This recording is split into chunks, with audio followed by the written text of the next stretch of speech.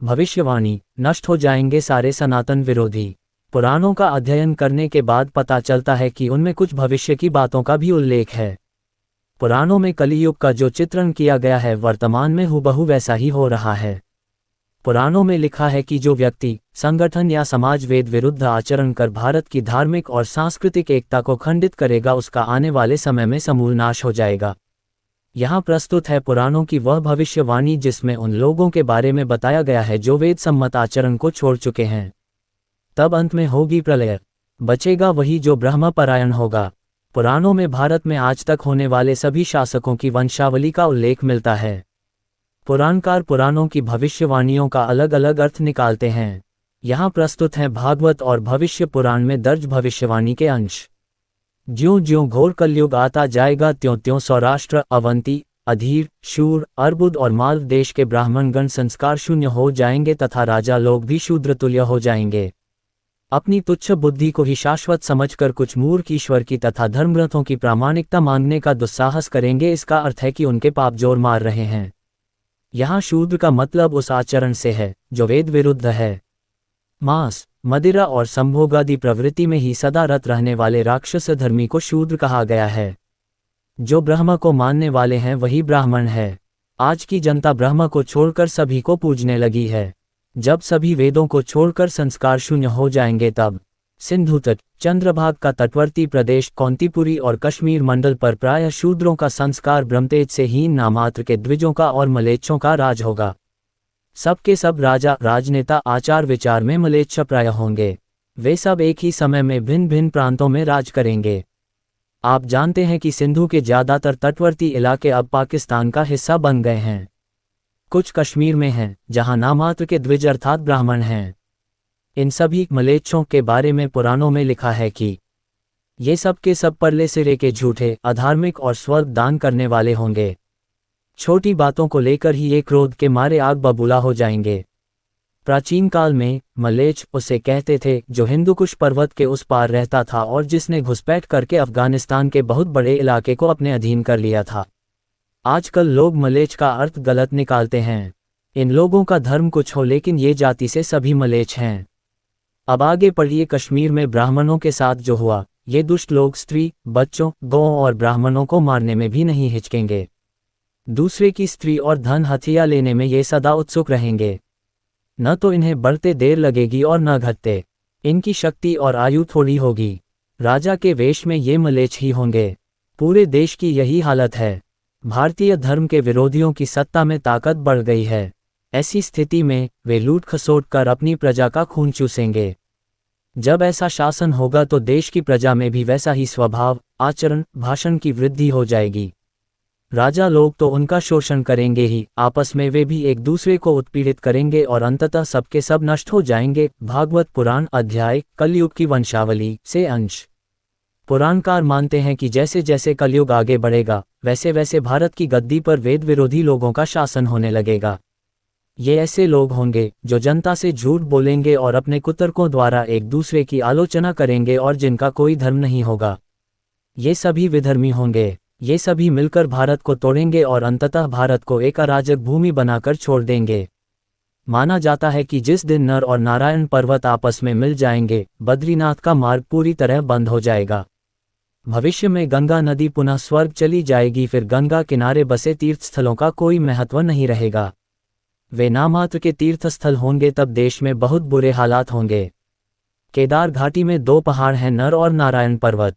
पुराणों के अनुसार गंगा स्वर्ग की नदी है और इस नदी को किसी भी प्रकार से प्रदूषित करने और इसके स्वाभाविक रूप से छेड़खानी करने का परिणाम होगा संपूर्ण जम्बूखंड का विनाश और गंगा का पुनः स्वर्ग में चले जाना। पुराणों में बद्री केदारनाथ के रूठने का जिक्र मिलता है।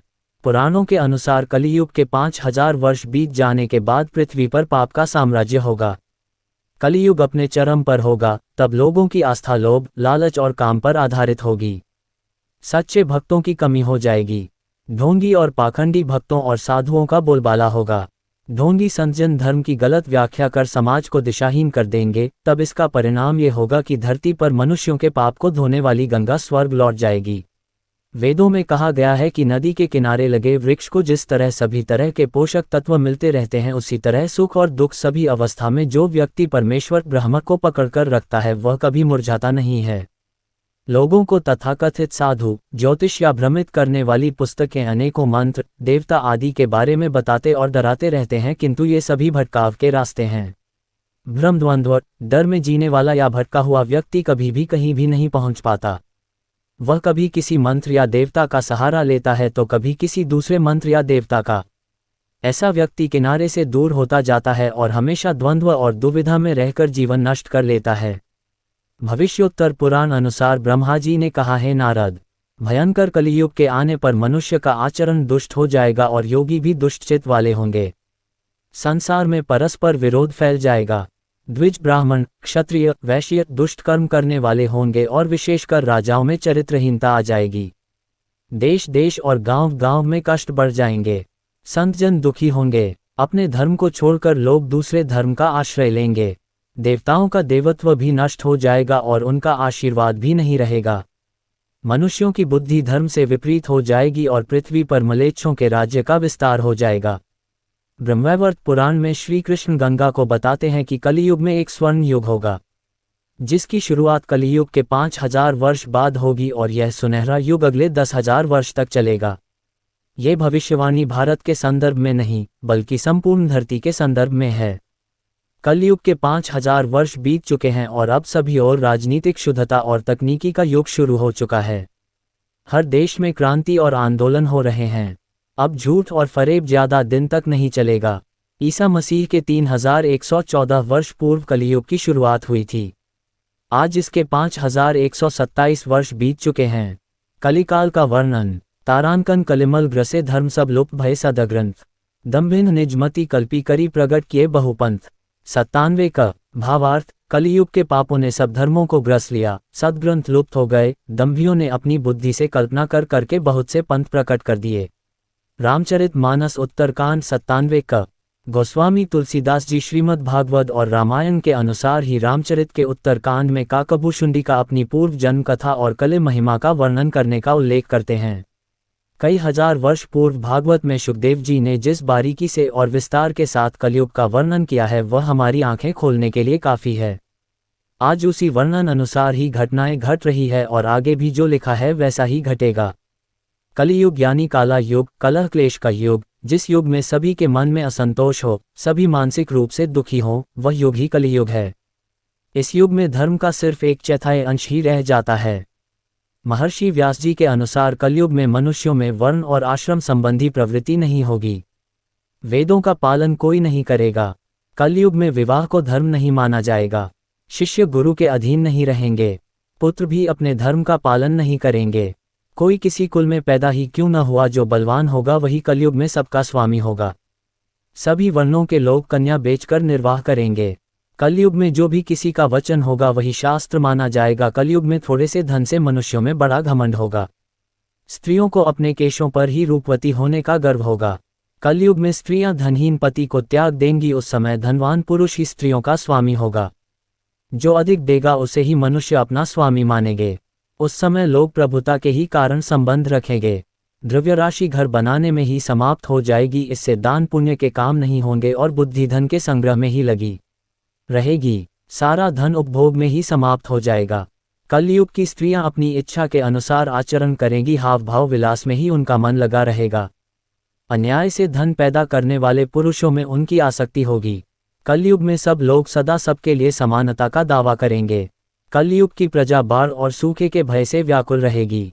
सबके नेत्र आकाश की ओर लगे रहेंगे। वर्षा न होने से मनुष्य तपस्वी लोगों की तरह फल मूल व पत्ते खाकर और कितने ही आत्मघात कर लेंगे। कलयुग में सदा अकाल ही पड़ता रहेगा। सब लोग हमेशा किसी न किसी कलेशों से घिरे रहेंगे।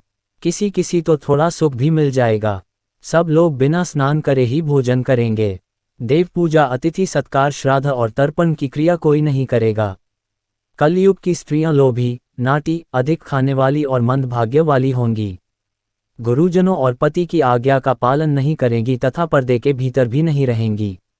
अपना ही पेट पालेंगी, क्रोध में भरी रहेंगी। देह शुद्धि की ओर ध्यान नहीं देंगी तथा असत्य और कटु वचन बोलेंगी। इतना ही नहीं, वे दुराचारी पुरुषों से मिलने की अभिलाषा करेंगी। ब्रह्मचारी लोग वेदों में कहे गए व्रत का पालन किए बिना ही वेदाध्यापन करेंगे। गृहस्थ पुरुष न तो हवन करेंगे न ही सत्पात्र को उचित दान देंगे। वनों में रहने वाले वन के कंद मूल आदि से निर्वाह न करके ग्रामीण आहार का संग्रह करेंगे और सन्यासी भी मित्र आदि के स्नेह बंधन में बंधे रहेंगे। कलयुग आने पर राजा प्रजा की रक्षा न करके बल्कि करके बहाने प्रजा के ही धन का अपहरण करेंगे। अधम मनुष्य संस्कारहीन होते हुए भी पाखंड का सहारा लेकर लोगों ठगने का काम करेंगे। उस समय पाखंड की अधिकता और अधर्म की वृद्धि होने से लोगों की आयु कम होती चली जाएगी। उस समय 5, 6 अथवा 7 वर्ष की स्त्री और 8, 9 या 10 वर्ष के पुरुषों से ही संतान होने लगेंगी। घोर कलयुग आने पर मनुष्य 20 वर्ष तक भी जीवित नहीं रहेंगे। उस समय लोग मंदबुद्धि, व्यर्थ के चिन्ह धारण करने वाले, बुरी सोच वाले होंगे। लोग ऋण चुकाए बिना ही हड़प लेंगे तथा जिसका शास्त्र में कहीं विधान नहीं है ऐसे यज्ञों का अनुष्ठान होगा। मनुष्य अपने को ही पंडित समझेंगे और बिना प्रमाण के ही सब कार्य करेंगे। तारों की ज्योति फीकी पड़ जाएगी, 10 दिशाएं विपरीत होंगी। पुत्र पिता को तथा बहुएं सास को काम करने भेजेंगी। कलयुग में समय के साथ साथ मनुष्य वर्तमान पर विश्वास करने वाले, शास्त्र ज्ञान से रहित, दंभी और अज्ञानी होंगे। जब जगत के लोग सर्वभक्षी हो जाएं, स्वयं ही आत्मरक्षा के लिए विवश हो तथा राजा उनकी रक्षा करने में असमर्थ हो जाएंगे, तब मनुष्यों में क्रोध लोभ की अधिकता हो जाएगी। कलयुग के अंत के समय बड़े बड़े भयंकर युद्ध होंगे, भारी वर्षा, प्रचंड आंधी और जोरों की गर्मी पड़ेगी। लोग खेती काट लेंगे, कपड़े चुरा लेंगे, पानी पीने का सामान और पेटियां भी चुरा ले जाएंगे। चोर अपने ही जैसे चोरों की संपत्ति चुराने लगेंगे। हत्यारों की भी हत्या होने लगेगी। चोरों से चोरों का नाश हो जाने के कारण जनता का कल्याण होगा। युगांत काल में मनुष्यों की आयु अधिक से अधिक 30 वर्ष की होगी। लोग दुर्बल, क्रोध, लोभ तथा बुढ़ापे और शोक से ग्रस्त होंगे। उस समय रोगों के कारण इंद्रियां क्षीण हो जाएंगी। फिर धीरे धीरे लोग साधु पुरुषों की सेवा, दान, सत्य एवं प्राणियों की रक्षा में तत्पर होंगे। इससे धर्म के एक चरण की स्थापना होगी। उस धर्म से लोगों को कल्याण की प्राप्ति होगी। लोगों के गुणों में परिवर्तन होगा और धर्म से लाभ होने का अनुमान होने लगेगा। फिर श्रेष्ठ क्या है, इस बात पर विचार करने से धर्म ही श्रेष्ठ दिखाई देगा। जिस प्रकार क्रमशः धर्म की हानि हुई थी, उसी प्रकार धीरे धीरे प्रजा धर्म की वृद्धि को प्राप्त होगी। इस प्रकार धर्म को पूर्ण रूप से अपना लेने पर सब लोग सत्ययुग देखेंगे। मनुष्य की औसत आयु 20 वर्ष ही रह जाएगी। 5 वर्ष की उम्र में स्त्री गर्भवती हो जाया करेगी। 16 वर्ष में लोग वृद्ध हो जाएंगे और 20 वर्ष में मृत्यु को प्राप्त हो जाएंगे। इंसान का शरीर घटकर बौना हो जाएगा। ब्रह्मवैवर्त पुराण में बताया गया है कि कलियुग में ऐसा समय भी आएगा जब इंसान की उम्र बहुत कम रह जाएगी, युवावस्था समाप्त हो जाएगी। कली के प्रभाव से प्राणियों के शरीर छोटे छोटे, क्षीण और रोगग्रस्त होने लगेंगे। श्रीमद् भागवत के 12 स्कंध में कलयुग के धर्म के अंतर्गत श्री शुकदेव जी परीक्षित जी से कहते हैं, ज्यों ज्यों घोर कलयुग आता जाएगा, त्यों त्यों उत्तरोत्तर धर्म, सत्य, पवित्रता, क्षमा, दया, आयु, बल और स्मरण शक्ति का लोप होता जाएगा। अर्थात लोगों की आयु भी कम होती जाएगी जब कलिकाल बढ़ता चला जाएगा। कलयुग के अंत में जिस समय कल की अवतार अवतरित होंगे, उस समय मनुष्य की परम आयु केवल 20 या 30 वर्ष होगी। जिस समय कल की अवतार आएंगे, चारों वर्णों के लोग शूद्रों, बोने के समान हो जाएंगे। गौएं भी बकरियों की तरह छोटी छोटी और कम दूध देने वाली हो जाएगी। क्या खाएगा मनुष्य? कलियुग के अंत में संसार की ऐसी दशा होगी कि अन्न नहीं उगेगा। लोग मछली मांस ही खाएंगे और भेड़ व बकरियों का दूध पेंगे। गाय तो दिखना भी बंद हो जाएगी, होगी तो वह बकरी समान होगी। एक समय ऐसा आएगा जब जमीन से अन्न उपजना बंद हो जाएगा, पेड़ों पर फल नहीं लगेंगे। धीरे धीरे ये सारी चीजें विलुप्त हो जाएंगी। गाय दूध देना बंद कर देगी। कैसा मनुष्यों का स्वभाव? स्त्रियां कठोर स्वभाव वाली व कड़वा बोलने वाली होंगी। वे पति की आज्ञा नहीं मानेंगी। जिसके पास धन होगा उसी के पास स्त्रियां रहेगी। मनुष्यों का स्वभाव गधों जैसा दुस्सह, केवल गृहस्थी का भार ढोने वाला रह जाएगा। लोग विषयी हो जाएंगे। धर्म कर्म का लोप हो जाएगा। मनुष्य जपरहित, नास्तिक व चोर हो जाएंगे। सभी एक दूसरे को लूटने में रहेंगे। कलियुग में समाज हिंसक हो जाएगा। जो लोग बलवान होंगे उनका ही राज चलेगा। मानवता नष्ट हो जाएगी। रिश्ते खत्म हो जाएंगे। एक भाई दूसरे भाई का ही शत्रु हो जाएगा। जुआ, शराब, परस्त्रीगमन और हिंसा ही धर्म होगा।